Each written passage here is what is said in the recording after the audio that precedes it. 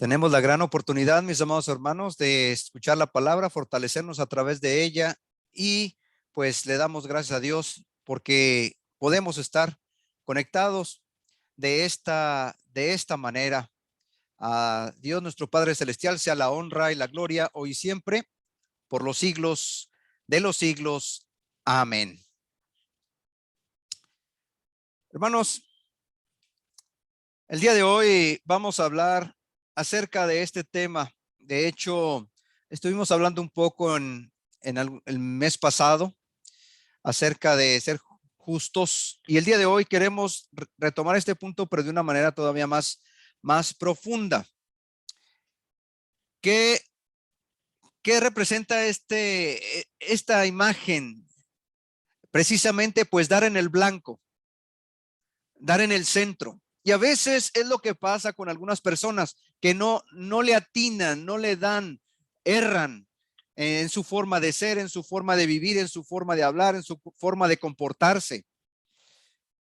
Y pues Dios quiere realmente que seamos como Él. Por eso nos ha enviado a su Hijo Jesucristo, para ponernos un gran ejemplo, para que lo veamos como modelo, para que nosotros veamos lo que Él nos enseña y lo que Él nos dice y sigamos ese ejemplo y que nuestra vida, en lo que hacemos y queremos, demos en el centro, demos en el blanco. Fíjense que ha sucedido con el paso del tiempo que las personas han cambiado el significado de algunas palabras, de algunos términos, de algunas frases. Y esto no es algo nuevo, el perder el significado de algunas verdades. Esto ha traído confusión, ha traído problema y ahora hay algunos que no solamente dicen una cosa que nosotros pensamos cuando crecimos y que se nos enseñó que significaba de esta manera, ahora ya la utilizan de otra forma. Podemos decir que se ha ido contaminando el lenguaje. Y no me refiero a decir malas palabras, groserías, sino más bien la fuerza de las palabras. Incluso recuerdan ustedes cómo anteriormente nuestros padres, abuelos y tíos nos daban alguna enseñanza con algún refrán, con alguna frase y se nos quedaba grabado y entonces ya entendíamos cuando se nos decía, acuérdate, hijo de tigre pintito, por ejemplo. Pero ahora si dicen esa frase a alguien joven, tal vez no sepa ni de qué uno está hablando, de qué habla, de qué se trata todo eso. Y esto es nada más un ejemplo sencillo.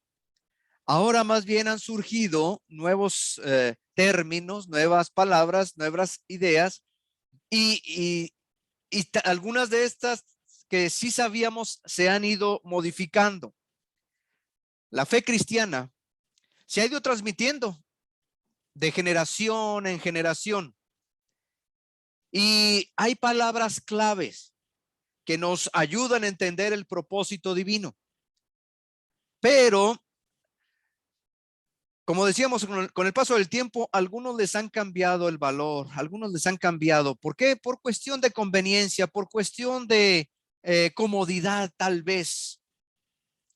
Incluso esto no es nuevo realmente, es algo que ya desde hace mucho tiempo se vino dando. Cuando nosotros oímos la palabra salvación, la palabra verdad, la palabra pecado, entendemos qué es lo que se refiere conforme a lo que Dios nos ha enseñado, pero algunos ya no. Incluso algunos dicen, ya esa palabra ya no se usa, la palabra pecado. Ya más bien son cosas que la gente hace. Aquello que uno entendía que no se debería hacer porque era algo malo, ahora no lo es, ahora es divertido. Aquello que uno ha entendido que es pecado, ahora dice, no, ya no es, ahora es atrevido. Y por eso muchos se atreven. Atrévete a que no lo haces. No, pero es que me habían dicho que eso no está bien. Ándale, atrévete. Es un reto. ¿Se fijan cómo las personas cambian el significado de los conceptos, el significado de algunas verdades? No porque su significado cambia, sino que le han dado un nuevo significado. Esta tendencia a contaminar el lenguaje no es algo que, digamos, se haya dado en los últimos 10, 20 años. Ya para fines del primer siglo, cuando nació el cristianismo, se había distorsionado el significado de varias palabras, a tal grado que, sobre todo allá en Roma, aquellos que estaban a cargo de la iglesia en Roma, para tratar de acercar a la gente de poder, a la gente rica, ya no les decían que necesitaban cambiar su vida, ya no les decían, no, pues ahora Dios está enojado contigo, les decían más bien, si quieres ponerte bien con Dios, tienes que pagar con dinero por ciertas faltas, ciertos errores, ciertos pecados. Y esto es algo que empezó allá en Roma, precisamente con la Iglesia Católica, donde se pagaban indulgencias por los pecados cometidos. Entonces ya no era pagar con arrepentimiento y bautismo, sino más bien con dinero. Incluso había pecados que valían más que otros. Si dependiendo de lo que hacías, tenías que pagar más o tenías que pagar menos. Pero no era lo que los apóstoles querían, y ellos empezaron a dar cuenta de todo esto, de cómo se iba distorsionando el evangelio. Y tanto el apóstol Pedro como Juan, Pablo y algunos otros que escribieron, ya como a los 50, 60 años de que la iglesia surgió, ellos empezaron a escribir precisamente esas cartas. No escribieron luego después de que Jesús murió, se escribieron después, precisamente para decirle a los hermanos, a los fieles, hermanos, tienen que cambiar esto, tienen que hacerlo de esta otra manera. Pablo les escribe a los de Corinto, ustedes cuando se reúnen a participar de la comunión, de la cena del Señor, no es la cena del Señor. Ustedes van y hacen banquete y después se hace un gran desorden. Y Pablo por eso les escribe de esa manera. Así no es. Y empieza a decirles, miren, tienen que hacerle de esta otra forma. En sus escritos, los apóstoles utilizan palabras claves como, por ejemplo, verdad, pecado, luz, amor, fe, justicia, santidad. Y las van, por así decirlo, de alguna manera desinfectando porque las habían contaminado, con darles una importancia mínima. ¿Para qué? Pues para devolverles su significado original, para ayudarles a la gente a entender qué es lo que realmente Dios quería hacer.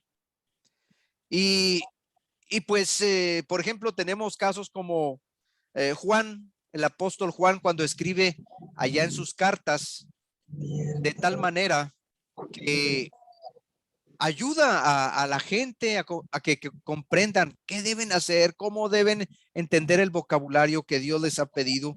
Dios es luz, por lo tanto, entonces debemos andar en luz. Dios es espíritu, por lo tanto, nosotros necesitamos ser espirituales.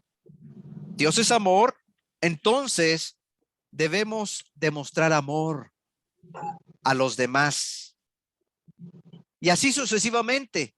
Hermanos, si ustedes dicen que son de esta manera, hay que demostrarlo.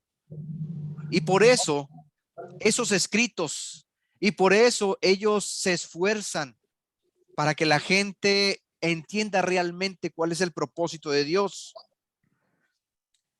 Aunque los apóstoles ya eran grandes de edad, no eran demasiado viejos como para no luchar.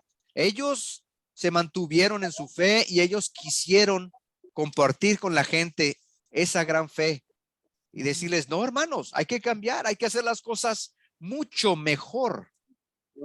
Vamos a leer ahí donde nos dice, Primera de Juan 3,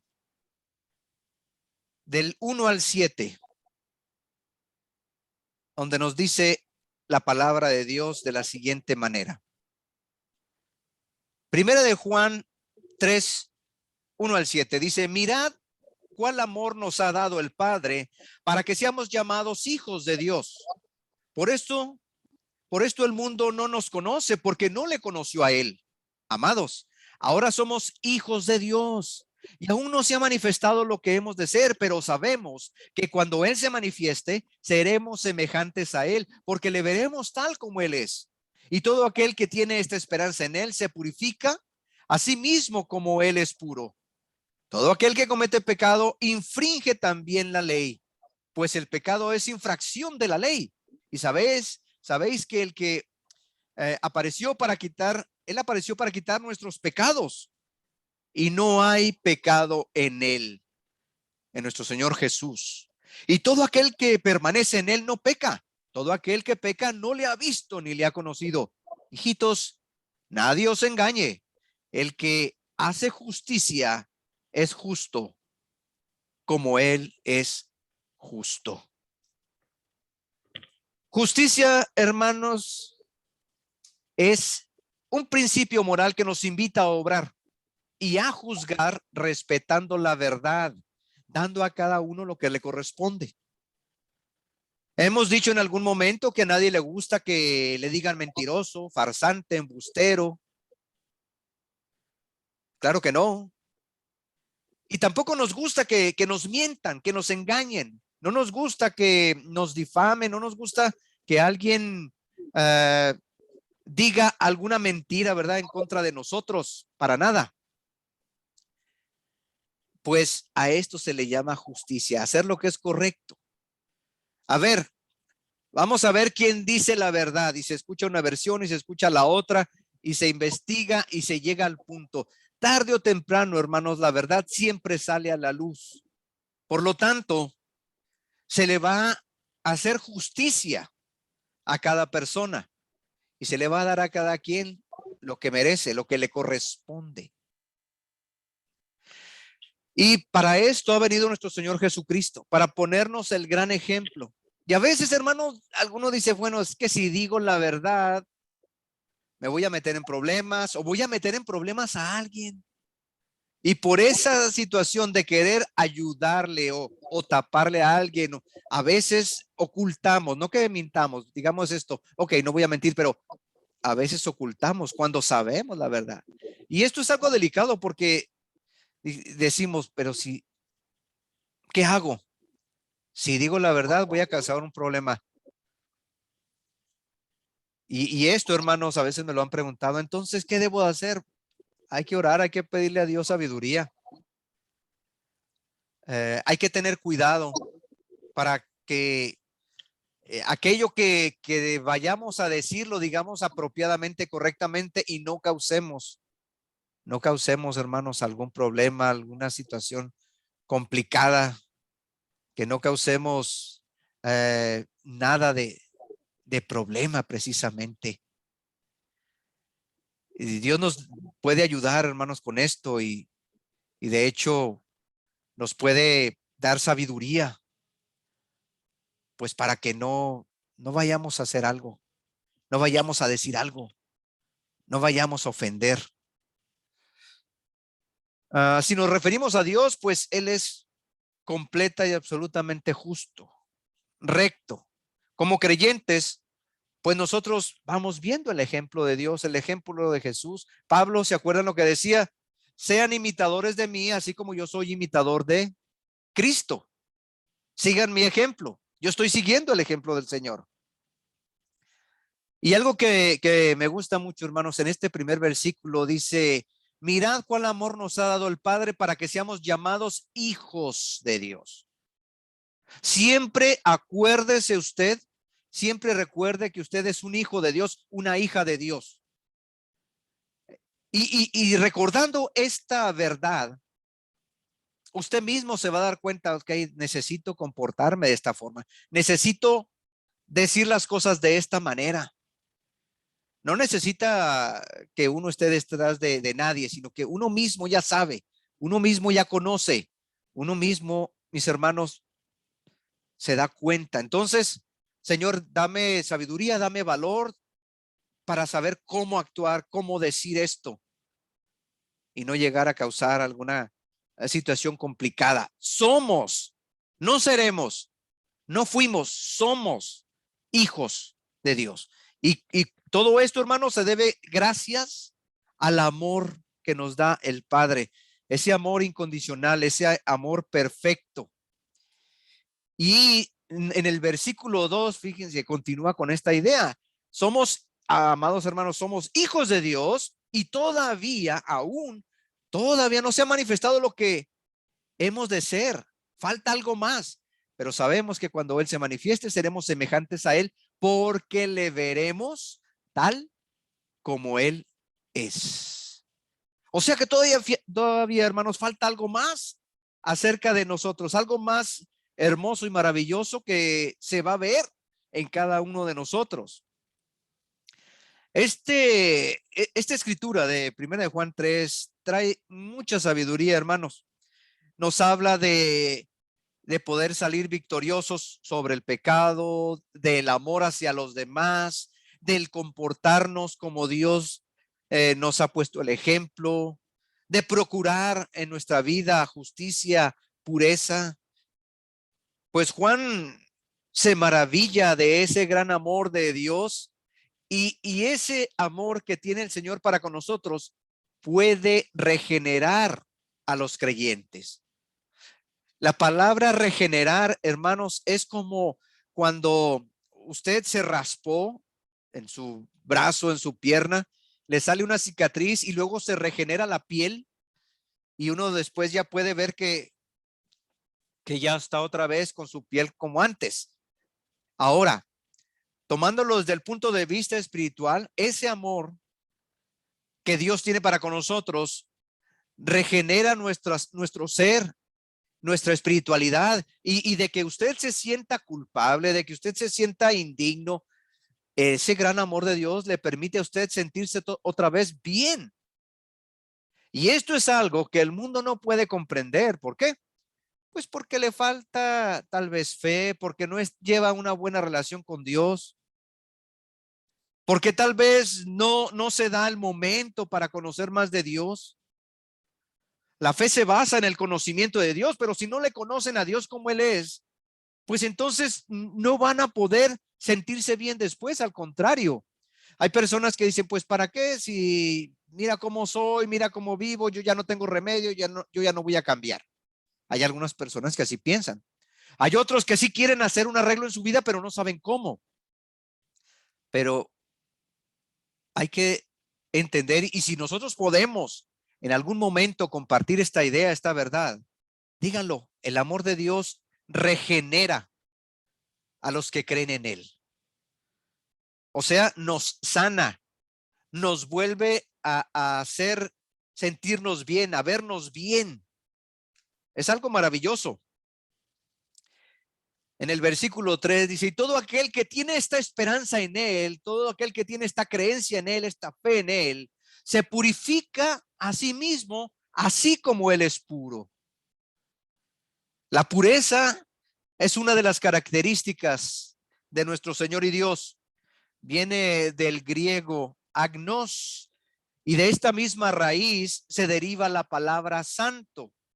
Entonces, es como si pudiéramos leer de la siguiente manera, y todo aquel que tiene esta esperanza en Él se santifica a sí mismo, así como Él es santo. Esto quiere decir, hermanos, algo limpio, algo apartado. Creo yo que entendemos el significado de pureza. Nos gusta tomar agua limpia, agua pura, agua cristalina. A nadie le va a gustar tomar un vaso de agua sucia, ¿verdad que no? No, pues, ¿de dónde sacaste esta agua? Ni la has probado, no, pero se ve que no está limpia, no es agua pura.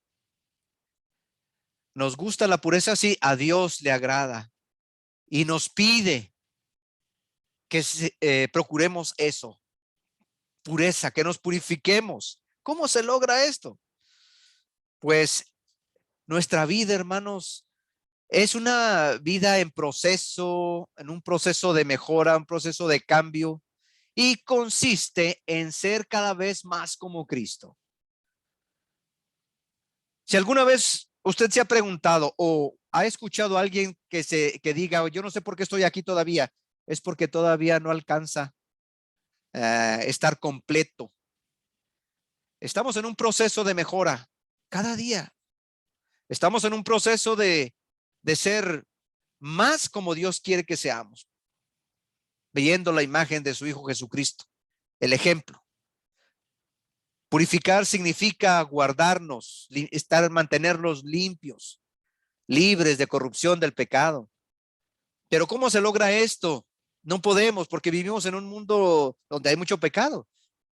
Incluso uno mismo se tiene que bañar constantemente porque se ensucia, y no porque le guste andar sucio, sino pues el ambiente nos ensucia. Pues el ambiente en el que vivimos también ensucia la mente, ensucia los pensamientos. ¿Cómo se le hace? Es un proceso de purificación. A través de la oración, a través del estudio, a través de la comunión, uno va limpiándose, que todo aquello que se nos pega, usted puede limpiar una mesa y a la vuelta de, no sé, algún tiempo, conforme entre más el polvo, se va a ensuciar esa mesa y tiene que volver a limpiarla. Nuestra vida es así. Escuchamos, vemos cosas, nos comparten cosas. Uno tiene que constantemente estarse limpiando, hermanos. No, aunque no queramos, hay situaciones en la vida que llegan y se quedan y a veces hasta batalla uno para quitar esas manchas. Pero tiene que hacer el esfuerzo, tiene que hacer todo lo posible por mantenerse lo más limpio posible. De eso se trata precisamente estos temas que estamos viendo, porque es cierto, dice la Escritura, que no hay justo ni aun uno, pero eso no debe de justificar de que uno ande en busca de ese pecado, para nada. Un creyente que comete un pecado se debe de arrepentir. ¿Para qué? Para ser perdonado. Pero una persona que permanece en el pecado no siente preocupación por lo que hace. Esta es la diferencia de aquellos que queremos estar bien con Dios y que a veces nos damos cuenta que fallamos, nos equivocamos, dudamos y hasta uno se siente mal, pero hay solución. ¿Y cómo es esta cuestión de arrepentimiento? Pues pide pedir perdón, no necesitas volverte a bautizar otra vez, pero sí necesitas pedir ayuda. Ayúdame, Señor, a cambiar, a quitar, a ser más fuerte con mis convicciones, con mi fe. Una persona que le da lo mismo hacer el bien que hacer el mal, no tiene bien su conciencia, sus principios están muy flexibles. Obviamente, pues que no tiene una buena relación con Dios. Por lo tanto, pues no es una persona recta, no es una persona justa, va a ser a veces muy lo correcto y a veces no. Decía, en una ocasión, hermanos, pasó algo. Resulta que un señor está en un hotel, pide una pizza y luego se da cuenta cuando va a comer aquella pizza, no, pues que está llena la caja de dinero. Entonces, esto sucedió porque allá donde hacen esas pizzas, en aquel lugar, la persona que estaba encargada se le hizo fácil empezar a guardar ahí el dinero y luego se equivocó el repartidor y agarró la caja del dinero, que es una caja de pizza, y se la llevó y la entregó. Entonces, aquel hombre honesto llama a la pizzería, oiga, fíjese que aquí me entregaron mal la orden y me trajeron una caja llena de dinero y me imagino que es de ustedes. Pues aquellos ya estaban tan preocupados, estaban tan agobiados porque no sabían dónde había quedado el dinero o a quién se lo habían repartido, que regresan al hotel, le llevan su pizza y le dan las gracias a aquel hombre. Gracias, no, esto es algo maravilloso porque era una cantidad considerable de dinero. Necesitamos reconocer la honestidad de este hombre. Y luego dice, no diga nada, no diga nada, no pueden decir nada, no pueden decir que yo estoy aquí en este hotel. ¿Por qué? ¿Qué pasó? Es que Mi familia no sabe que estoy aquí. Mi esposa cree que ando en el trabajo, en otro lado, y yo estoy aquí en este hotel. Entonces, ¿cómo puede ser una persona tan honesta por un lado y tan deshonesta por otro lado? A veces algunos principios morales están un tanto flexibles y algunas personas, en algunas cosas sí son muy rectas, son muy justas, pero en otras son muy flexibles y les da lo mismo hacer el bien que hacer el mal. Y precisamente para eso es que el apóstol Juan nos escribe de esta manera. Todo aquel que permanece en él no peca. Todo aquel que peca no le ha visto ni le ha conocido. Nosotros, hermanos, le conocemos y todavía necesitamos conocerle más. Nosotros necesitamos saber más de él. Necesitamos tener más de él. ¿Por qué? Porque no estamos completamente limpios siempre. Debemos, claro, y luchamos y nos esforzamos. Y Dios quiere que seamos de esa manera. Por lo tanto, necesitamos constantemente evaluarnos, pesarnos. ¿Estoy dando realmente el peso adecuado que Dios quiere que dé? Hay tres clases de pecadores, hermanos. Los que caen en algún pecado, pero se dan cuenta y se arrepienten para ser perdonados. Los que saben acerca de Dios, pero tal vez no están bien convencidos, tal vez dudan en su fe, tal vez se les conoce también como tibios espirituales y no han madurado. Y pues los últimos, los que no tienen ninguna relación con Dios, que no les importa eh, compartir y hacer lo que es correcto según lo que Dios les ha pedido. No quieren comportarse como el Señor nos pide. Entonces, ¿esto quiere decir que nosotros en algún momento hemos fallado? Sí, sí hemos fallado. Pero ¿en cuál de estas tres clases o categorías entramos? No somos justos, dice la Escritura, ninguno, nadie, pero nos esforzamos, luchamos. El pecado no es nada más que el espíritu a veces en conflicto, hermanos, en rebelión, en duda. ¿Lo hago o no lo hago? No sé es que si no hago esto, entonces me voy a meter en otro problema. Entonces uno empieza a ser flexible y se da cuenta y dice, ay Señor, perdóname. Ay Señor, ayúdame. ¿Y qué debo hacer? Pues precisamente eso, perdóname Señor. No quiero hacer esto, no debo hacer esto, yo lo sé. Dame fuerza. ¿Para qué?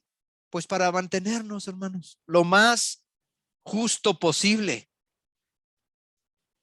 En el versículo 7, hijitos, nadie os engañe. El que hace justicia es justo, como él es justo. Y esto nos debe de ayudar, hermanos, en nuestro carácter, en nuestra forma de ser como creyentes. ¿Qué tan justos somos? Dios lo sabe. ¿Qué tan correctos somos? No se trata que usted se sienta lo más perfecto que los demás o más recto que los demás. Todos necesitamos buscar esa justicia. Todos necesitamos hacer lo que está bien. Se ha dicho en muchas ocasiones, no, pues es que las leyes se hicieron para romperlas. Las leyes se hicieron para que haya un orden, para que haya un control, no para romperse. Pero pues algunos se justifican de esta manera, no pasa nada, y total. Si no hubiera reglamentos, si no hubiera límites, hermano, sería un solo desastre, sería un caos. Y Dios, nuestro Padre Celestial, pone límites, pone un hasta aquí, de aquel lado no, nomás mantente de este lado. Tienes libertad para este lado todo lo que quieras hacer, pero de aquel lado no lo hagas. Te vas a meter en problemas. Y esto habla mucho del carácter del creyente. Pero ¿cómo le hacemos si no se puede? ¿Y si yo ya pequé? ¿Y si yo ya fallé? ¿Y ahora cómo le hago? El mismo Juan, hermanos, nos dice, 1 de Juan 2:1, hijitos míos, estas cosas os escribo para que no pequéis, para que no se equivoquen, para que no fallen. Pero si alguno hubiere pecado, abogado tenemos para con el Padre, a Jesucristo el justo, el que nos pone ese ejemplo de rectitud, el que nos pone el ejemplo de hacer lo que es correcto, el que nos pone el ejemplo, hermanos, de ser mejores. Y todos nosotros necesitamos ser mejores, mejores hijos, mejores esposos, mejores hermanos, mejores para Dios, mejores en todo sentido. Que Dios nuestro Padre Celestial nos ayude, nos bendiga y nos permita, hermanos, ser justos, así como Él es justo.